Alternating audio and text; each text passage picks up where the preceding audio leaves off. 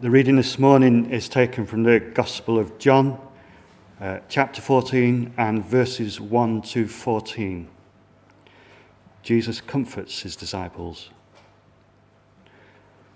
Do not let your hearts be troubled.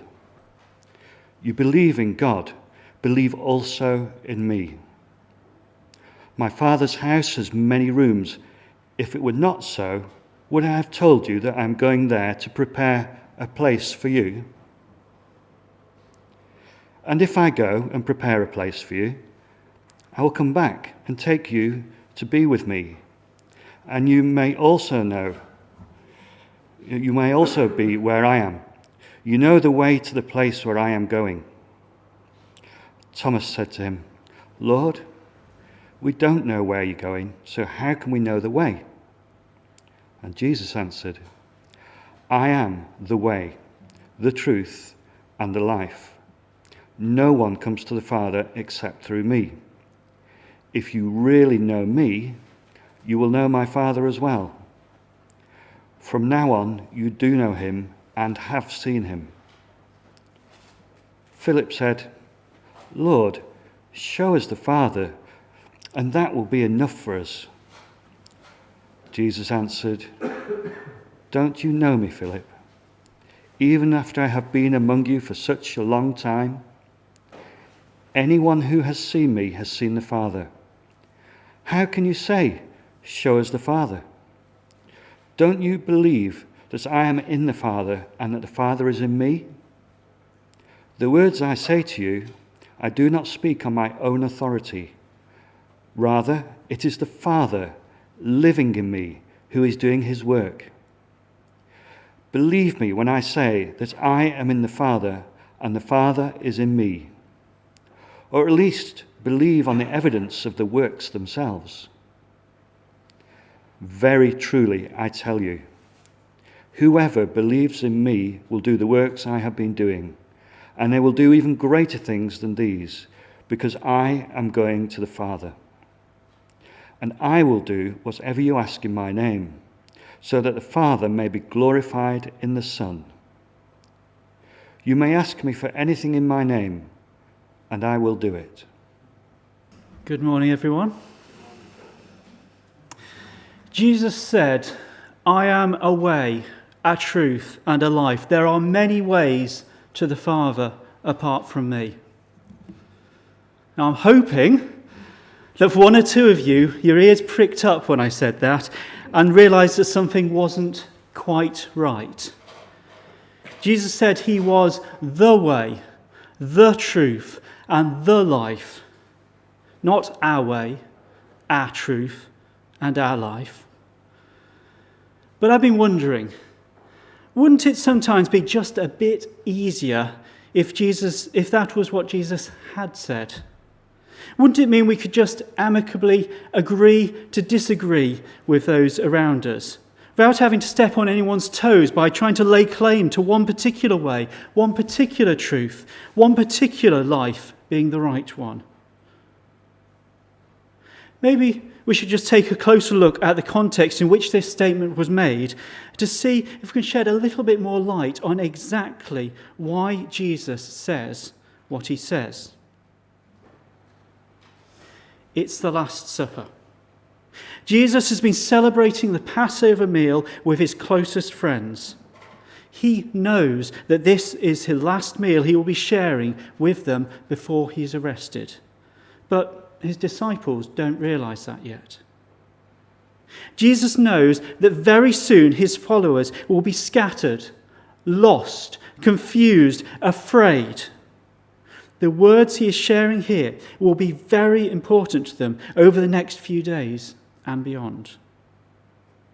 So Jesus uses this time to give them an invitation to be with God the Father. He says that in the Father's house there are many rooms, and he is going ahead to prepare a way. Now, I'm sure that many people over the centuries have tried to pick apart these words in great detail and argue back and forth about the exact nature of the Father's house, this picture of a heavenly reward. So exactly how many rooms might there be in this house? Will there be a good view? What colour will the front door be? But I don't want to dwell on those details too much this morning because I don't think that's the point of what Jesus is sharing. No, the important point here is that there is a wonderful, special invitation. An invitation that elsewhere is likened to a great feast or celebration. Whatever the exact details are, this is very, very good news. However, as is often the case, his disciples are rather confused by all this. They don't understand where Jesus is going, so Thomas asks for directions. And this is where we reach the "I am" quote at the heart of today's reading. Jesus answered, "I am the way, the truth, and the life. No one comes to the Father except through me." Jesus then follows this up with another shocking "I am" statement. "I am in the Father, and the Father is in me." Jesus is claiming equality with God the Father. Now, if Jesus is not God himself, equal with the Father, come down to earth, then he doesn't have any special authority to make this invitation to his disciples. That would make him just one of many voices in the world, those who've thought long and hard and managed to find nuggets of truth, nuggets that they've shared, nuggets of wisdom that they've shared with others, and which we can pick and choose between as we feel drawn to them. But Jesus is not content to lay claim to earthly wisdom. He claims the authority of God himself. Jesus is the only one who is able to hand out this invitation, as he is the only one who has come from the Father. Jesus is either the only unique way to the Father, or he's not a way at all, just human like us, making his best guess based on what he can see in the world around him. So, does this mean there is just one single correct way to follow Jesus? One way of doing things that is right and all the others are wrong? Is it related to the words we say, the songs we sing, the clothes we wear, or the people we associate with? I don't believe so. If the way that Jesus was offering was simply a fixed set of rules, then we'd be justified in trying to pin down exactly what we must and must not do. Instead, the way he offers is himself, a living, breathing person, not a fixed set of rules. Jesus is the way. But he also declares he is the truth. Now, this is not some clinical, theological truth to stand aloof from, picking it apart and arguing over it. It's not a truth that is about defining a boundary, putting all those who subscribe to this exact theological position on this side, everyone else on the other. Throughout the Gospels, Jesus railed against the Pharisees and teachers of the law who wanted to define clear boundaries of truth. They were looking for a definition of truth that would show that they were right and they could feel secure looking down on those who were clearly inferior and wrong. As to the way, the truth is not set in stone, hard and unyielding. It is a living, breathing person, Jesus himself. Jesus is the way and the truth. He is also the life. Jesus does not call us to a life of begrudging obedience, a life lived resentfully, doing things just because they are the right thing to do. A life that hopes we will somehow earn a future reward through our good deeds.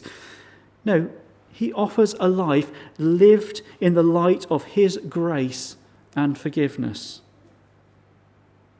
Jesus calls us, as he says elsewhere in the Bible, to life in all its fullness.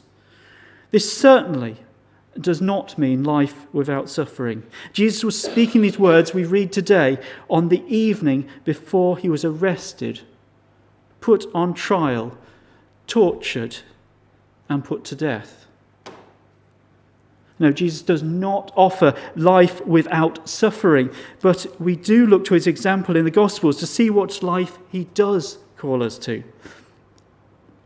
We see someone who delighted in loving those around him, who celebrated joyfully at weddings and feasts, who wept earnestly with those who mourned, who was never afraid to stand up against injustice, who had an intimate daily walk with the Father. Jesus is the way, the truth, and the life. Now, these are all wonderful and exciting things to hear about, so I ask, why is it that in my day-to-day life it feels just so ordinary? Why does it often feel like I'm trudging along, not seeing this glorious life that Jesus invites us into? Now, if you allow me, I'm going to digress for just a few moments and then hopefully circle back to these questions. Many of you may already know that I quite like to get out and ride my bike whenever I get an opportunity.